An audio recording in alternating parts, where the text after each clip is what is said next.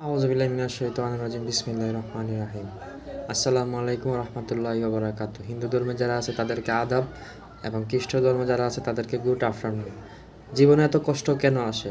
আজকে কষ্ট নিয়ে কথা বলা। এটা কি আল্লাহর শাস্তি? আমার জীবন কেন এত কষ্টের? আমি কি খুব পাপ করেছি? এটা কি আল্লাহর শাস্তি নাকি এটা পরীক্ষা? ইসলাম ধর্মে কি বলে? আল্লাহ বলেন, আমি অবশ্যই তোমাদেরকে পরীক্ষা করব ভয়, ক্ষুধা, ধন সম্পদ, জানমালের ক্ষতি দিয়ে। সূরা বাকারা আয়াত 155। মানে কষ্ট মানে শাস্তি না, এটা হতে পারে আল্লাহর পরীক্ষা। হাদিসে এসেছে, আল্লাহ যার সাথে ভালোবাসেন তাকে পরীক্ষা দেন। তিরমিজি। কষ্ট দিয়ে আল্লাহ দেখেন তুমি ধৈর্য ধরো কিনা, তুমি তার কাছে ফিরে আসো কিনা। দুনিয়া কষ্ট যদি ধৈর্য নিয়ে সহ্য করো করো আখিরাতে তুমি ভিআইপি হবে।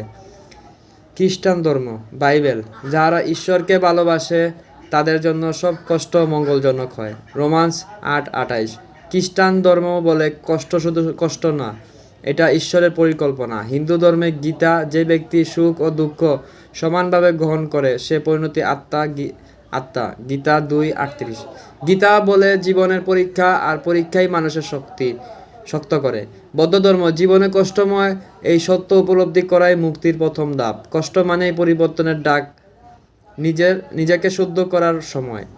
শেষ কথা, কষ্ট মানেই তুমি খারাপ না, কষ্ট মানে আল্লাহ তোমাকে কাছে ডাকছেন। ধৈর্য ধরো, নেক হয়ে যাও, তাহলে দুনিয়া আখিরাত তুমি সফল হবে। জীবন যত কষ্টই হোক, আল্লাহর কখনো অন্যায় করেন না।